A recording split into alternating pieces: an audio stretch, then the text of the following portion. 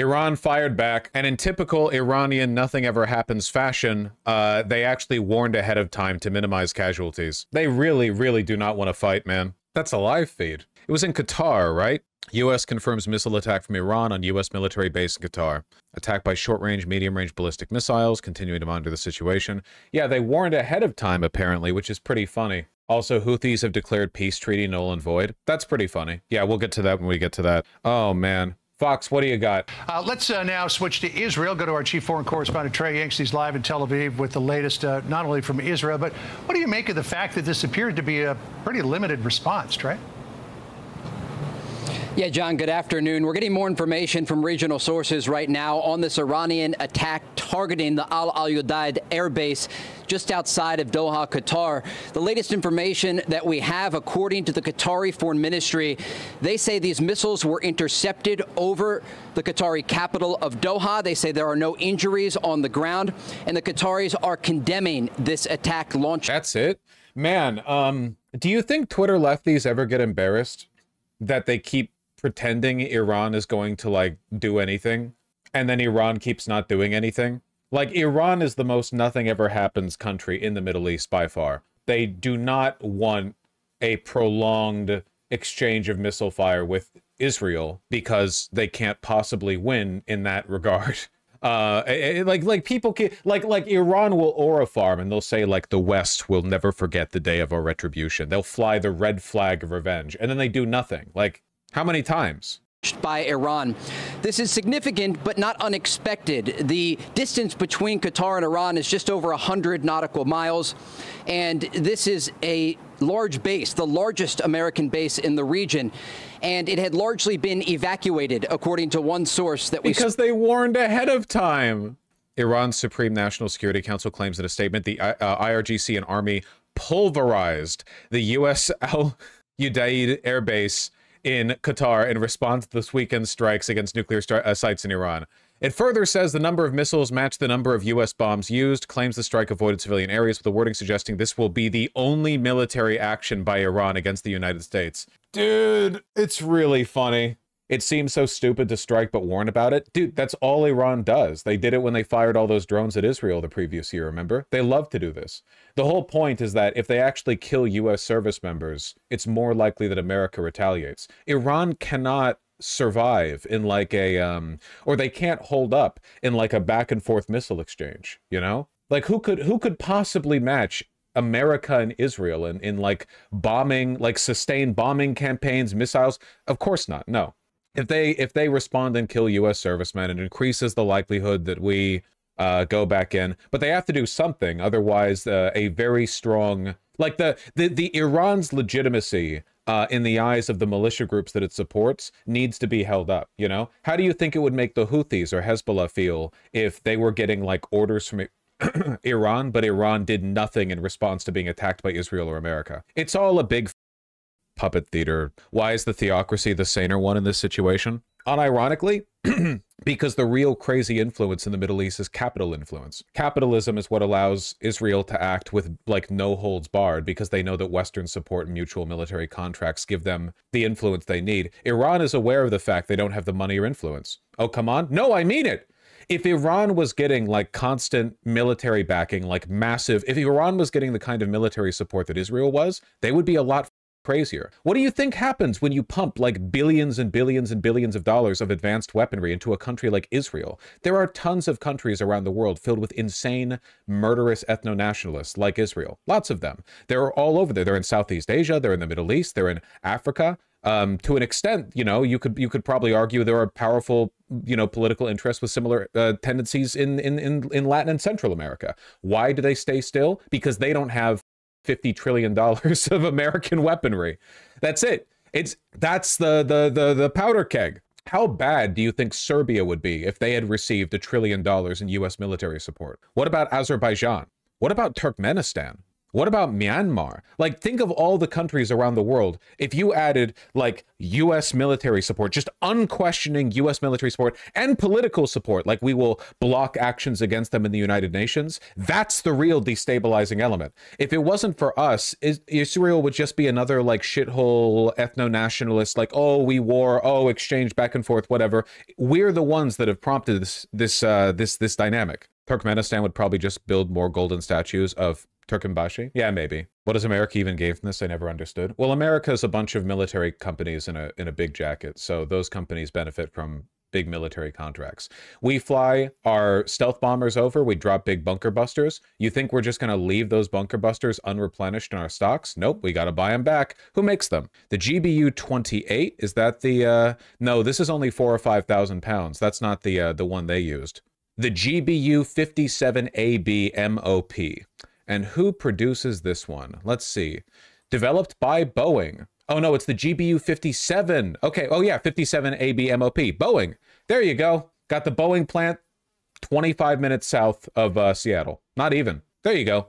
That's who benefits. Can Iran strike the Boeing plant? Jesus, calm down. I'm right here.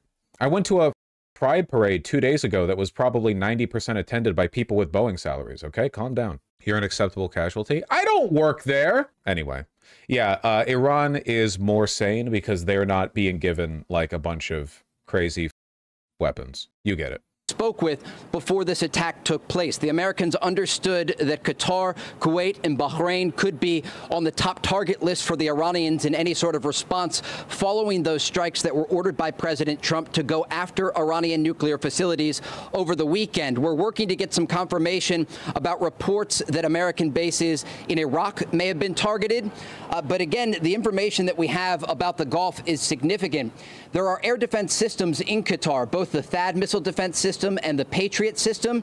And according to some initial video that we reviewed from sources in Doha, it looks like, if not all, but the majority of these incoming missiles were shot down overhead.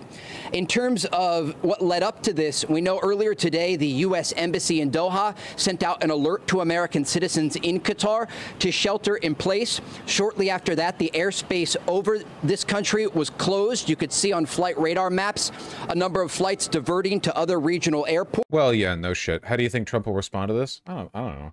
I mean, like, Iran can't really do anything about being bombed by us. What the fuck are they going to do? They don't even have missiles that can reach us. Like, a few of our bases, but not us. Also, we're America. We can do anything. Like, don't forget that, okay?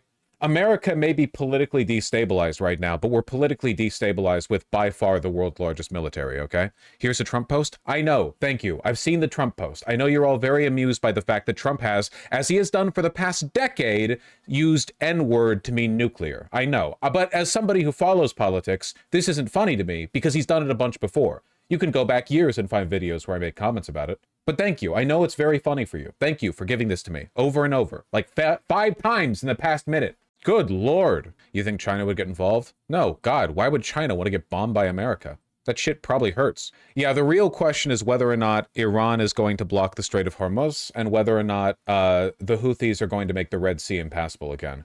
I guess time will tell. No idea. But, like, never trust Iran to actually do anything in response to being bombed, okay? Listen, Iran is autistic as a country. Iran just wants to build beautiful brick mid-rise buildings, all right? Iran doesn't want to fight wars. It doesn't want to do jihad. They have no interest in, waging perma-war in the Middle East. They just want to build cool brick buildings and, like, occasionally kill women for wearing too little clothing. They just want to play with their train set. Maybe they want to do a little jihad as a treat. No, the militia groups they fund want to do a little jihad as a treat. The Houthis, Hezbollah, they're it's like semi-incorporated military in Iraq. The rebel groups in Syria, to whatever extent they're still like operating independently, those people want to do jihad, okay? But Iran itself, autistic. So vicarious jihad, it's a difficult like balancing game, right? It's a very, very, very complicated situation. And like, imagine you're Iran. Your only security blanket, your only like defense against both Saudi Arabia and Israel is maintaining these Islamic militias. But the Islamic militias are way the crazier than you. And also, they're in countries that are much less stable. Iran is a lot more stable than, well, than Syria was, and probably still is, more so than Lebanon, you know, more so than Yemen, right? But they maintain these relations because they use them as a kind of like, you know, think of them as like the Warsaw Pact countries, you know, it's like a wall around your central country to protect you. But unlike the, you know, Warsaw Pact, where there are actual countries that can be, you know, directly controlled, it's a bunch of crazy Islamist militia groups. It's not easy. There's a huge possibility that Iran moved all the important nuclear material before the obvious strike by the US. Yeah, we have no confirmation at all that the strikes did anything. Do we even have casualty reports? It's very possible that the United States just struck empty targets. Iran claims no permanent damage. Iran claims a lot of stuff. If they close the Strait of Hormuz, this would be like an actual plenty of nuclear scientists are dead. From my understanding is that nuclear scientists were killed from Israel's strikes on wealthy apartments in Tehran. But U.S. strikes, I don't know if there are any casualty reports from our strikes, our very expensive strikes. How much oil goes through the Strait of Hormuz? Isn't it like 10-15% of all the world's petroleum products? 20%, I heard. That's crazy. Probably explains why he's tweeting like this. That's funny. Dude, oil prices are losing their mind right now. They actually just plummeted earlier today, like a few hours ago. They went down by like $5. I don't know what that's in response to. Was that in response to Trump's threat? 12:35, 8:35. The U.S. asked China to tell Iran to stop. U.S. asks China to stop Iran from closing Strait of Hormuz.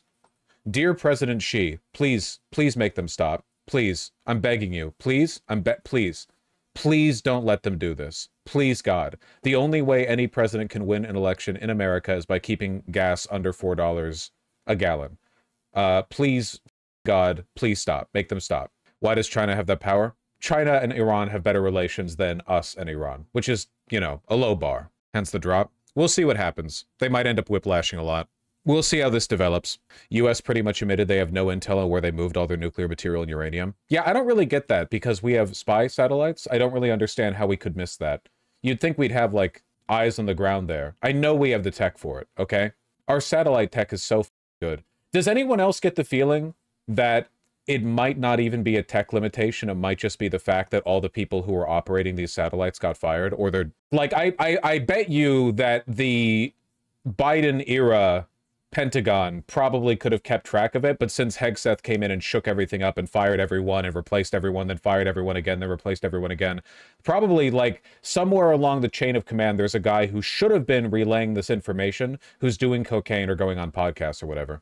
I'm not joking. That's very possible. Yeah, our intelligence services are a mess right now. Like it takes a lot of work to do intelligence gathering. That's difficult. Isn't that Patel though? No, Patel's FBI. This would be what's our top secret like Department of Defense satellite agency? What's their acronym? We saw the recruitment video. It was spooky. Not the NSA, not the CIA. NRO, right? NRO? I think it's NRO. I wonder what kind of shakeup they've had over there. It's not just us, though. It's Israel who's giving us a lot of our info, including the enriched uranium stuff. Trump said it himself. Well, that probably just means that he's not getting information from our intelligence, because Israel does not have our spy satellite network. Israel has nothing even close, not even remotely close to our intelligence network. If Trump is saying he's getting the intel from Israel, what that means is that he's not listening to his own advisors, or his advisors are in too much of a state of disarray to collect their information and present it accurately, and he's just hearing Netanyahu describe over a phone call what the situation is. Like yeah, it's definitely not a lack of U.S. like technical capability. So yeah, I don't know. Pretty embarrassing, but God bless our inability to do imperialism as effectively as we could have 5 years ago. Then why does Israeli intel have high prestige? Mossad is pretty competent as intelligence agencies go, but this is satellite stuff. This isn't Mossad. This would be NRO stuff, and we have the spy satellite network. Our spy satellite network is like unparalleled.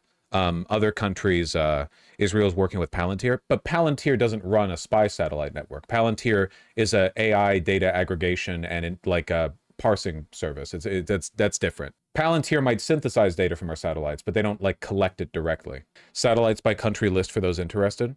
Not to be too like ooh conspiratorial, but to be clear, like the current top of the line US spy satellite capabilities, not known. They are top secret. When Trump, against the advice of his intel advisor, tweeted out a satellite photo of an Iranian failed rocket launch back during his first term, that was classified because it revealed information about the capabilities of a spy satellite that we put into space decades ago. Like, we're so far ahead on this race that tech made back during like the 1990s is top of the that we still haven't revealed that. So presumably we have stuff in space that is terrifying. You know, we might know about the satellite's existence, but we don't really know what capabilities they have. They do have GTA 6 up there. Isn't it illegal to have space-based weapons? Yeah, but they're not weapons. They're just spy satellites. That's not illegal.